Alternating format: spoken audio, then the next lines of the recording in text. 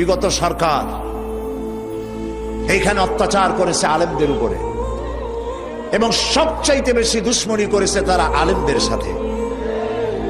আলেমরা ছিল তাদের জীবনের দুশ্মন। যে কবি তার কবিতার মধ্যে লিখেছে, ফজরের নামাজ যখন, ফজরের আজান যখন শুনি মনে হয় যেন বেশ্যা তার খরিদ্দার ডাকতেছে। নাউজুবিল্লাহ।